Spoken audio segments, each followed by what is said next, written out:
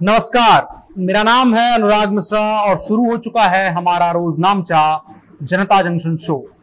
इस कार्यक्रम को देखिए और अगर पसंद आए तो दोस्तों मित्रों के साथ साझा करिए।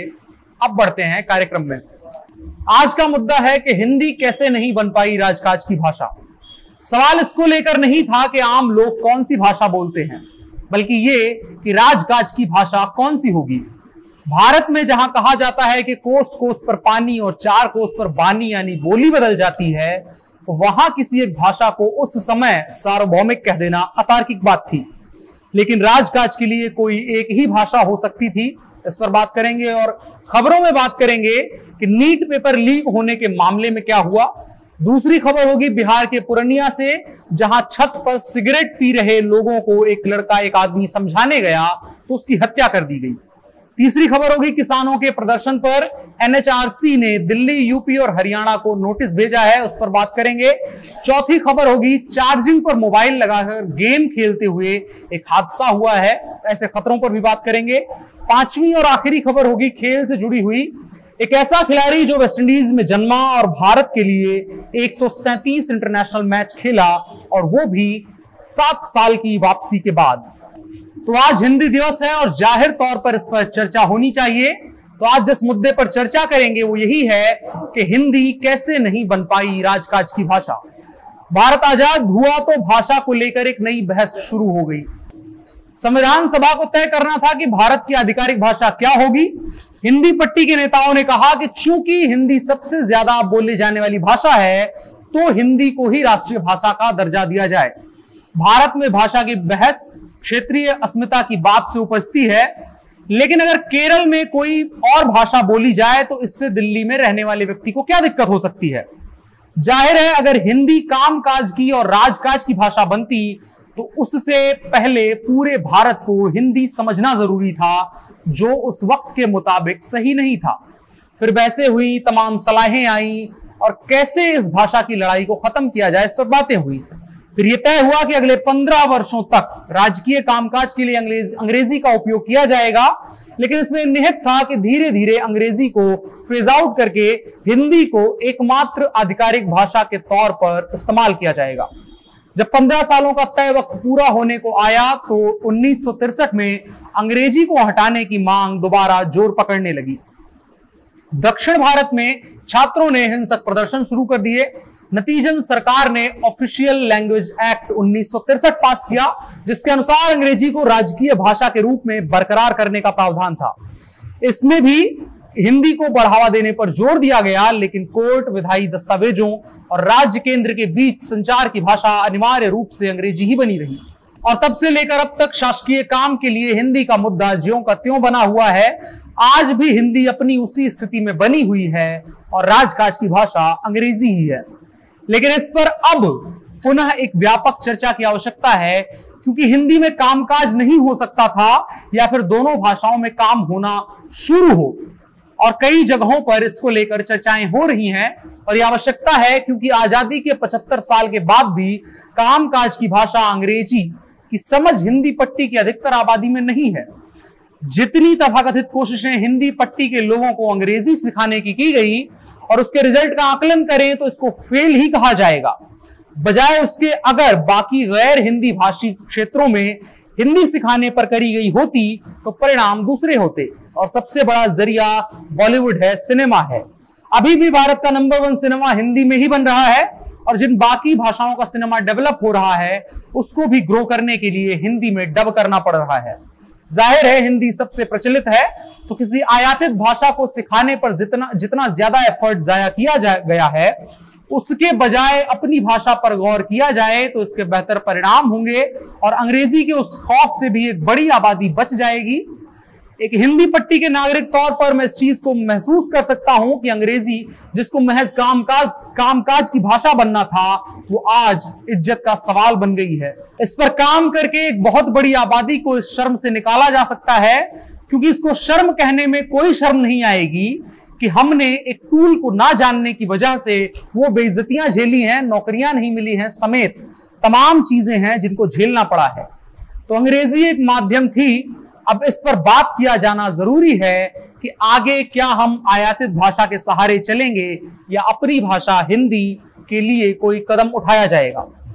खैर, अब बढ़ते हैं खबर की तरफ। राजस्थान में national eligibility entrance test NEET की परीक्षा में धांधलीबाजी का भंडाफोड़ हुआ है। यानी न सिर्फ नीट का पेपर लीक होने का मामला सामने आया है, बल्कि डमी कैंडिडेट बनकर परीक्षा दे रहे कुछ मेडिकल छात्रों का भी पता चला है। पुलिस ने इस नकल गिरोह के सरगना समेत कई लोगों को पकड़ने का दावा किया है। इनमें अधिकतर ऐसे मेडिकल स्टूडेंट हैं जो पैसे लेकर डमी कैंडिडेट बनकर किसी और के लिए नीट की परीक्षा दे रहे थे। इनके अलावा भी राजस्थान सरकार का एक मेडिकल अधिकारी भी पकड़ा गया है। यूपी में भी कुछ इसी तरह के मामले में एक मेडिकल स्टूडेंट को गिरफ्तार किया गया है। अब सोचिए, जरा से पैसों के लिए और कुछ लोगों के लालच के चलते एक पूरी जनरेशन को खराब होने दिया जा रहा है। कुछ पैसे वाले अपने बच्चों को डॉक्टर बनाने की जिद में काबिल लोगों का मौका छीन रहे हैं। ये गलत है और ऐसा नहीं होना चाहिए। आपकी ये जिद आगे चलकर जाने कितनी मरीजों की जान ले सकती है। एक अयोग्य डॉक्टर समाज के लिए कितना हानिकारक है, इसको समझने की कोशिश की जानी चाहिए। गिरफ्तार हुए एक बिचौलिए राजगुरु ने बताया कि उसने कई छात्र छात्राओं को पास कराया है। हालांकि जब वो एमबीबीएस में दाखिला ले लिए और उसके बाद की परीक्षाओं में वो फेल हो गए और उसके बाद वो पढ़ाई लिखाई छोड़कर चले गए। अगली खबर चौंकाने वाली है। ये खबर राजस्थान के एक इलाके से है। रेवाड़ी से सटे राजस्थान के गांव में दो मासूम भाई बहन मोबाइल पर गेम खेलते वक्त करंट की चपेट में आ गए। मोबाइल चार्जिंग पर लगा हुआ था, जिसे लड़के ने अपने हाथ में लिया हुआ था, जबकि उसकी बहन पास में ही खड़ी थी। तभी तारों की अर्थिंग होने से करंट लग गया।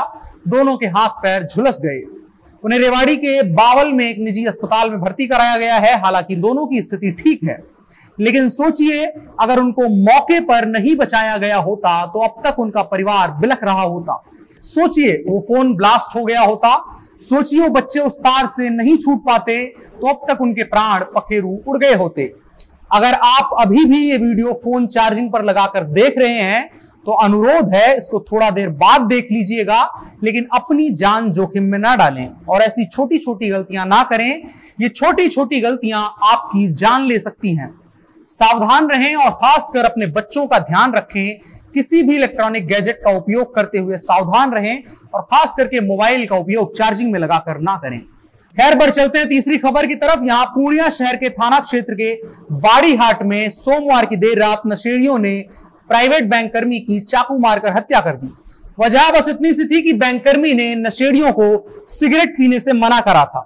इसी खुन्नस में नशेड़ी बैंक कर्मी के घर मारपीट करने पहुंच गए। जब उस व्यक्ति, जिसका नाम सन्नी है, उसने लोगों को समझाने की कोशिश करी तो एक नशेड़ी ने उसके सीने में चाकू घुसा दिया। एक गलत काम करने से अगर किसी को रोका जा रहा है तो अपराधियों के हौसले इतने बढ़े हुए हैं कि उस आदमी की दिन दहाड़े हत्या कर दी।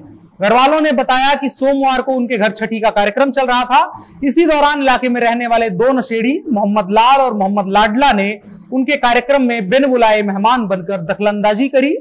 छत पर बैठकर वो सिगरेट पी रहे थे। इन नशेड़ियों पर सन्नी और उनके परिवार वालों की नजर पड़ी। नशेड़ियों को घर से बाहर भगाया गया। परिजनों ने बताया कि खुन्नस खाए नशेड़ी वहां हंगामा करने लगे। इसके कुछ देर बाद करीब 2 दर्जन कथित अपराधियों ने मारपीट करने के इरादे से वहां पहुंच गए। इसके बाद नशेड़ियों को समझाने सन्नी पहुंचा। जब तक सन्नी कुछ समझा पाता, नशेड़ियों ने चाकू निकालकर सन्नी के सीने में गोद दिया और वो बुरी तरह जख्मी हो गया। लोगों ने सन्नी को इलाज के लिए सदर अस्पताल पहुंचाया, लेकिन उसने अस्पताल पहुंचने से पहले ही दम तोड़ दिया। सोचिए, गलत काम को रोकने की सजा मौत है और इस तरह से बनाएंगे हम सुंदर, साफ और अच्छा समाज। बढ़ते हैं चौथी खबर की तरफ। चौथी खबर किसान आंदोलन से जुड़ी है। राष्ट्रीय मानवाधिकार आयोग एनएचआरसी ने सोमवार को दिल्ली, राजस्थान, हरियाणा, उत्तर प्रदेश के अधिकारियों को नोटिस जारी करके किसानों के विरोध प्रदर्शन की रिपोर्ट मांगी है। राष्ट्रीय मानवाधिकार आयोग के मुताबिक उन्हें शिकायत मिली है कि इन राज्यों में चल रहे किसान आंदोलन की वजह से 9000 से अधिक उद्योग बंद हो चुके हैं। यातायात व्यवस्था चरमरा गई है, जिसकी वजह से लोगों को, मरीजों को, बुजुर्गों और दिव्यांगों को काफी परेशानियों का सामना करना पड़ रहा है। साथ ही बॉर्डर बंद होने की वजह से लोगों को ज्यादा दूरी तय करनी पड़ रही है। इतना ही नहीं, राष्ट्रीय मानवाधिकार आयोग को यह भी शिकायत मिली है कि इस आंदोलन की वजह से कुछ जगहों पर लोगों को उनके घरों से भी नहीं निकलने दिया जा रहा है। इसके अलावा आंदोलन स्थल पर कोविड प्रोटोकॉल की भी धज्जियां उड़ाई जा रही हैं। राज्यों और अधिकारियों को नोटिस देने के अलावा राष्ट्रीय मानवाधिकार आयोग ने आर्थिक विकास संस्थान से भी 10 अक्टूबर तक इस आंदोलन की वजह से उद्योगों पर पड़े प्रभाव पर एक रिपोर्ट मांगी है। राष्ट्रीय मानवाधिकार आयोग ने राष्ट्रीय आपदा प्रबंधन प्राधिकरण और गृह मंत्रालय से भी इस आंदोलन से हो रहे कोविड नियमों के उल्लंघन पर एक रिपोर्ट मांगी है। जाहिर है इन जगहों पर अगर एक आबादी रहने लगेगी तो तमाम मुश्किलें होंगी और जिसका नतीजा है कि आम आदमी के साधारण मानवाधिकारों का हनन किसान आंदोलन की वजह से हो रहा है, जिस पर ध्यान दिया जाना असल में जरूरी है। पांचवी और आखिरी खबर खेल से जुड़ी हुई है। एक ऐसे खिलाड़ी के बारे में जो पैदा तो वेस्टइंडीज में हुआ लेकिन भारत के लिए उसने खेला और शानदार खेला। हम बात कर रहे हैं रॉबिन सिंह के बारे में। वैसे तो कई विदेशी मूल के भारतीय खिलाड़ी रहे हैं, लेकिन रॉबिन सिंह इकलौते खिलाड़ी हैं जिन्होंने 100 से अधिक मैच भारत के लिए खेले। रॉबिन के माता पिता इंडो त्रिनादियन हैं। वे 1984 में त्रिनिदाद छोड़कर भारत वापस आ गए थे। इस खिलाड़ी ने 11 मार्च 1989 को इंडिया के लिए पहला मैच खेला और वो भी सिर्फ 2 मैच। दोनों ही मैचों में 7 नंबर पर बैटिंग करने को मिली और दोनों ही बार ऐसी सिचुएशन में आना पड़ा जहां टीम की हालत पहले से ही खस्ता थी। फॉर्म अच्छी नहीं रही और प्रदर्शन करने का खास कोई मौका नहीं मिला और ड्रॉप हो गए। अगले 7 साल के लिए 2555 दिनों के लिए उसने लोकल गेम्स खेले, डोमेस्टिक खेला, रणजी ट्रॉफी खेली, साथ ही कई विदेशी लीग्स भी खेली। फॉर्म वापस आई और रॉबिन सिंह 7 साल बाद टीम इंडिया की नीली जर्सी पहनकर मैदान में उतरे। आज रॉबिन सिंह का जन्मदिन है और इस जन्मदिन पर कहानी उनकी सबसे बेहतरीन पारी की। 1998 का सिल्वर जुबली इंडिपेंडेंस कप। यहां भारत को टारगेट था 314 रनों का। सचिन और गांगुली ने 50 गेंदों पर 71 रन जोड़े। फिर सचिन गए और रॉबिन की एंट्री हुई। सौरभ गांगुली और रॉबिन सिंह ने 179 रन जोड़े। 39वें ओवर की पहली गेंद पर रॉबिन सिंह का विकेट गिरा। तब तक वो 83 गेंदों पर 82 रन बना चुके थे। इसके बाद गांगुली ने 124 रन बनाए। लेकिन मैच के लिए अगर किसी को याद रखा जाता है तो वो है ऋषिकेश कानितकर। श्रीनाथ और कानितकर क्रीज पर खड़े थे। आखिरी ओवर में इंडिया को 2 गेंदों पर जीत के लिए 3 रन चाहिए थे। कानितकर ने सेकंड लास्ट गेंद पर चौका मार दिया और वो शॉट शायद सबको याद ही होगा। सर्कल के ऊपर से उड़ती हुई गेंद सन्न से गई और एक टिप्पे में गायब हो गई। भारत जीत गया। गांगुली को मैन ऑफ द मैच मिला। कानितकर को चौके के लिए तारीफें और इसके बीच गायब हो गई रॉबिन सिंह की सबसे बेहतरीन पारियों में से एक पारी। खैर, कहानी याद थी तो सुना दी। रॉबिन सिंह को जन्मदिन की बहुत बहुत शुभकामनाएं। और इसी के साथ कार्यक्रम को समाप्त करते हैं। हमें दीजिए इजाजत। कल फिर मुलाकात होगी। अपना और अपनों का बहुत ख्याल रखिएगा। शुभ रात्रि। अगर आप ये वीडियो YouTube पर देख रहे थे तो चैनल को सब्सक्राइब कर लें। फेसबुक पर देख रहे थे तो पेज को लाइक कर लें। शुक्रिया।